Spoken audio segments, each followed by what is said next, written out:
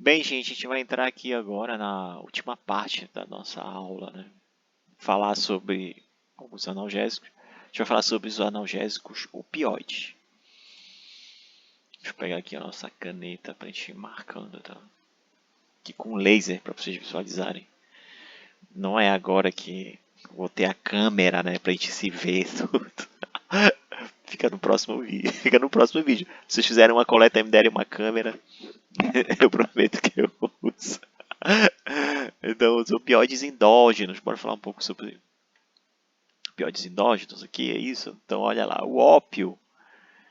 E é conhecido há muito tempo, né? Muito antigo, assim, olha, 4.000 antes de Jesus Cristo. Antes de Cristo já tinha os antigos sumérios, né? Tinham relatos sobre o uso de ópio, né? Então, a palavra papoula, né? Seu pictograma se traduz como planta da alegria, né? Já fazendo referência a seus efeitos eufóricos. O ópio e seus integrantes narcóticos ativos e seus análogos. Então, no órgão você tem ali morfinas, né? Você tem a morfina, codeína, heroína é derivado sintético.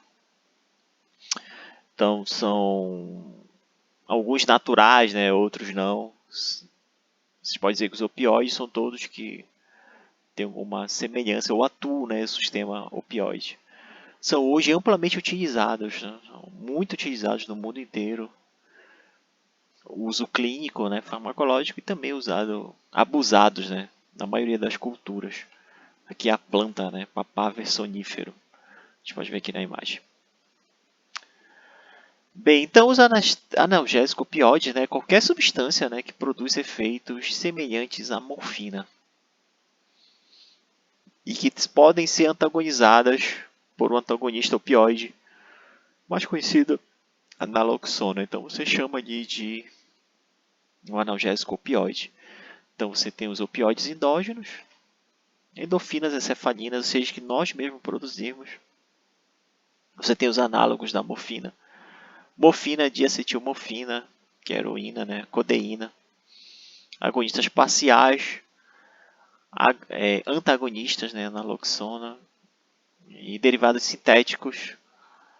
Fentanila, né? Destaca aqui a fentanila usada também no processo indutor de anestesia. As fenilpilaminas, né? Como a metadona, benzomorfano, né? Todos esses aqui têm ação opioide. E os semissintéticos, como a buprenorfina. Buprenorfina, tá? Então essas drogas, né, e outras similares são chamados de opioides. Então elas produzem analgesia profunda quando administradas de forma sintética. Mas elas também produzem, né, além da analgesia, né, elas são muito conhecidas principalmente pela analgesia, mas elas podem produzir alterações do humor, sonolência, confusão mental, náuseas e vômitos, que são os principais efeitos adversos do seu uso, né? Constipação, né? Que é a gastroparestesia, a gente pode chamar constipação, são outros efeitos associados ao uso, né, desses analgésicos. Seus receptores, gente, foram detectados lá na década de 70 no sistema nervoso central. E assim, levou-se muitos anos, né? Muitos anos depois da descoberta deles, né? Que você viu que o seu uso é antes de Cristo e os receptores foram só recentemente. E aqueles endógenos, né, que eu falei no slide anterior, são produzidos, né? Substâncias endógenas semelhantes à morfina, né, são chamadas de endorfinas. Aqui as endorfinas, as cefalinas, as dinorfinas. As endorfinas são proteínas relativamente pequenas ou pequenos peptídeos. Ou seja, o sistema opioide tem um sistema endógeno que ele produz efeitos fisiológicos, né, para a gente e que são explorados farmacologicamente. Isso funciona para todos os sistemas, tá, gente? Então, quem são os receptores? Como eles atuam? Né? Nós temos 3 receptores opioides: mu, kappa e delta. Okay? Os 3 receptores opioides são membros da família de receptores acoplada à proteína G, que inibe a adenilato ciclase, ou seja, uma GI. Eles também são associados a canais iônicos, aumentando o influxo de potássio, gerando hiperpolarização. Então, eles atuam aqui pré-sinapticamente, como a gente pode ver aqui nessa imagem, que é um neurônio pré-sináptico. Tá? Aqui o receptor opioide, uma proteína G que diminui o cálcio, né, em última instância, e diminui assim, a liberação de, ou seja, ele é modulador, né, diminui a liberação de um neurotransmissor excitatório, como por exemplo o glutamato. Aqui o neurônio pré-sináptico. No pós-sináptico, que é essa imagenzinha aqui pequenininha, ele vai abrir canais de potássio. O potássio vai promover o efluxo. Isso gera um processo de hiperpolarização. Isso aqui ocorre no neurônio pós-sináptico. E isso aqui a célula fica muito difícil ela disparar um potencial de ação. Tá? Então esse é o mecanismo de ação. Né? Ou seja, os opioides têm os próprios receptores. A gente tem os endógenos, né, os ligantes endógenos e seus receptores. Aqui está destacando, né, o receptor mu, por exemplo, relacionado à analgesia, as endorfinas atuam, tem mais afinidade, o delta, as encefalinas e o kappa de endorfinas atuam, né, nesses receptores. Falar um pouco sobre os agonistas, né, os agonistas opioides. A morfina é o principal fármaco analgésico derivado do ópio bruto e ela foi o protótipo agonista mu potente. Então a morfina é o principal analgésico, ela é conhecida, né, por esse efeito analgésico. E ela é de ocorrência natural, né? Ela é o principal componente do ópio derivado. E lá você encontra também um pouco de codeína. Então ela é um agonista opioide natural, né? Agonista mu potente. Aqui a gente tem outros semissintéticos e sintéticos. Destaca aqui a fentanila, metadona, tramadol. Aqui a oxicodona, que eu vou falar daqui a pouco para vocês, hidrocodona, hidromorfona. Esse semissintético, por que semissintético aqui sintético? O semissintético tu pegou a estrutura da morfina, aí tu coloca uma hidroxila, né? Aí tu chama ela de hidromorfona. Você faz pequenas modificações, é por isso que a gente recebe esse nome semissintético. Então ela promove ações como analgesia, né? Aqui falando da morfina especificamente, porque ela é o protótipo para isso, tá? Então ela promove ações como analgesia, que é o nível da dor, né? Alivia a dor, aumentando seu limiar, o nível da medula espinhal, forma importante, alterando a percepção de dor no cérebro. Então ela é um analgésico de ação central, tá, gente? Ela também promove euforia, né? Forte sensação de contentamento e bem-estar. E o risco, né, o seu uso é a depressão respiratória.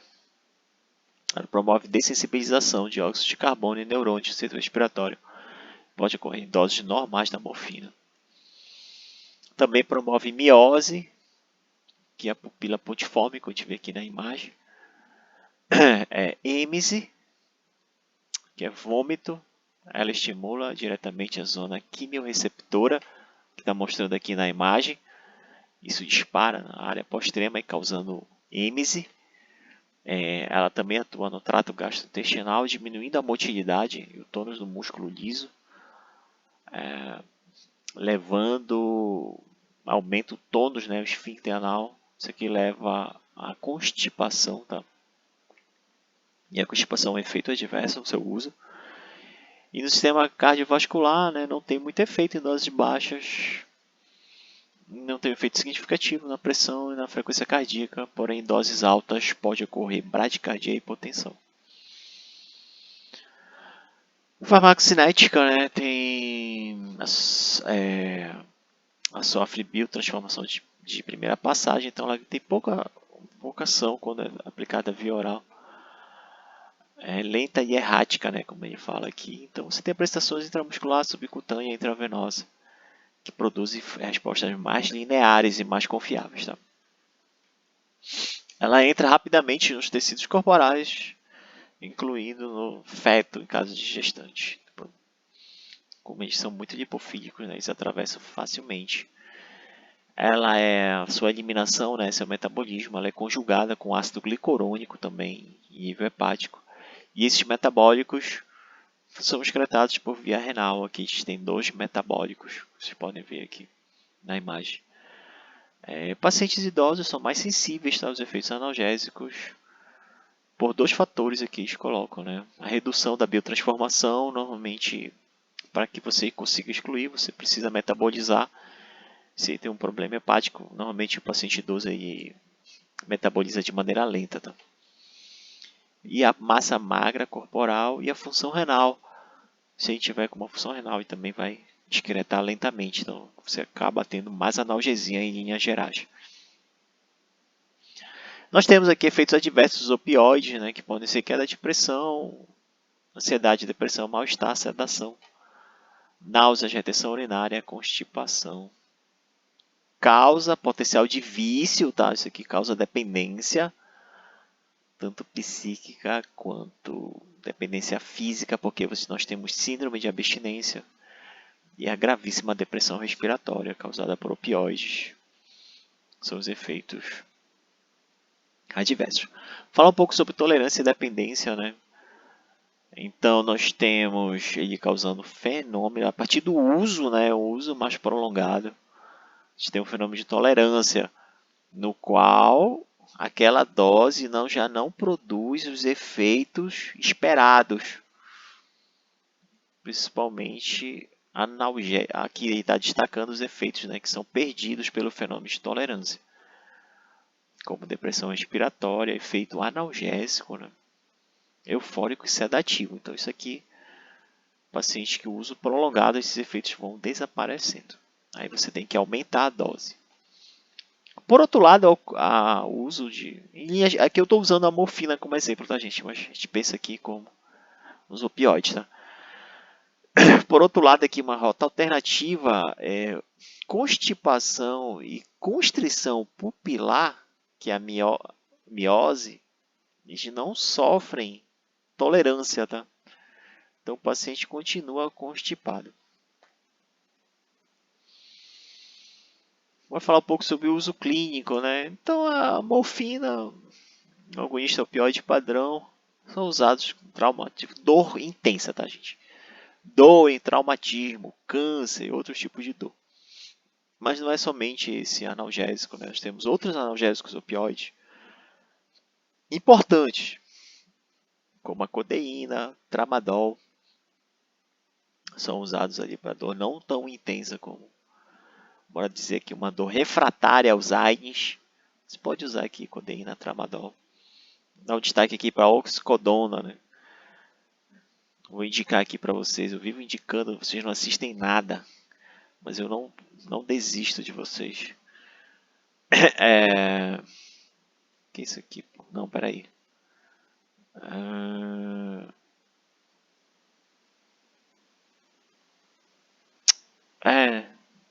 Peraí. Tá, voltei pro laser. Esse quadrinho aqui mostra e fala um pouco, tem uma série documentária no Netflix, né? Que o nome é Prescrição Fatal. E ele fala na década, ali no final da década de 90, início dos anos 2000, que aconteceu um verdadeiro problema de saúde pública, que foi uma epidemia de uso de opioides, principalmente a oxicodona, que a gente está vendo aqui. Então ele declara, eles escancaram, né, como aconteceu aquilo, quantas pessoas morreram, né, pelo uso da oxicodona e as consequências disso na sociedade na época. É um documentário muito interessante, porque assim, é uma coisa eu falar aqui para vocês, olha, isso aqui causa dependência. Ah, não, olha, aqui pode causar dependência química, psíquica. E outra coisa é tu ver o documentário, ver as pessoas ali procurando. É muito impressionante. Então, recomendo para vocês terem uma noção que é essa dependência química dos opioides, né? Tem esse risco muito grande. Então, assim, o principal uso é analgesia aqui pra gente, né? Analgesia. Às vezes vale ressaltar que a gente tem outros usos, tá, gente?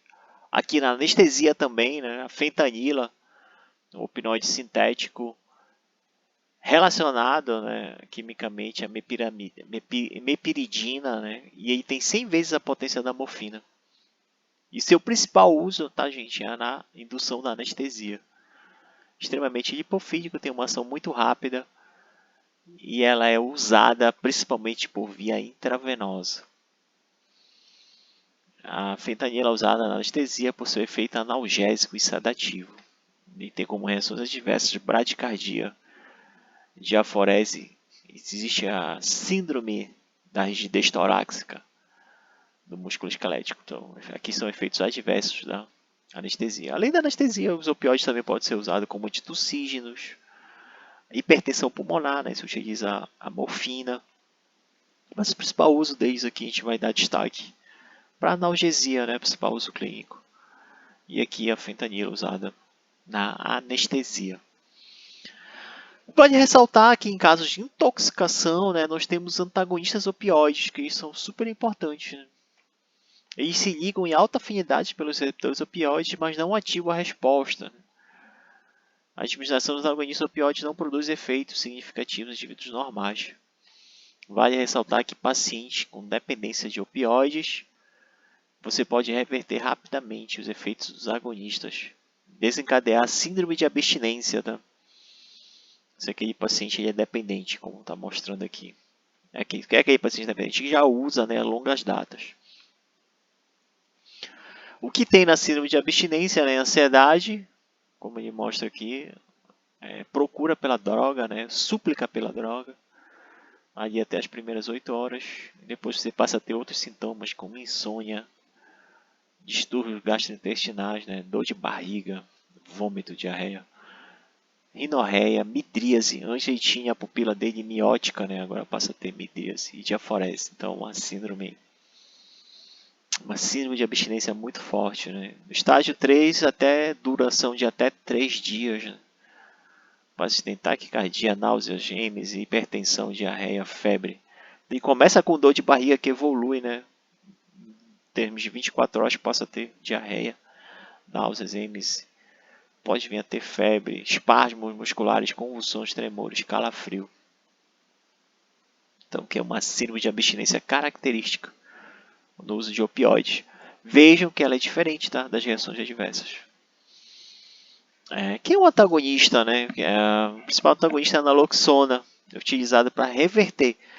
Como a reação adversa, o efeito adverso mais arriscado é a depressão respiratória, normalmente causada por doses excessivas. Então você quer reverter aquele processo para que o paciente não venha a entrar em coma e ter óbito. Né? Então o que a naloxona faz é deslocar moléculas do receptor e assim capaz de reverter o efeito. Então, dentro de 30 segundos após a injeção, né, você reverte a depressão respiratória e o coma, característico de superdosagens de morfina. Né. A naloxona é um antagonista competitivo, tá, gente? Aqui é o mecanismo de ação dele. Vou até marcar aqui para vocês, antagonista competitivo dos receptores mu, kappa e delta. Tem afinidade 10 vezes maior. Na odontologia, né, aqui para finalizar, a gente tem esse uso, né, de pirona usado como analgésico. Uma dose que vai de 500 a 100 mg. Paracetamol, uma alternativa, né? Pacientes que são alérgicos à dipirona, que não são poucos. O ibuprofeno também tem uma excelente ação, de 400 mg. Paciente com dor refratária ao uso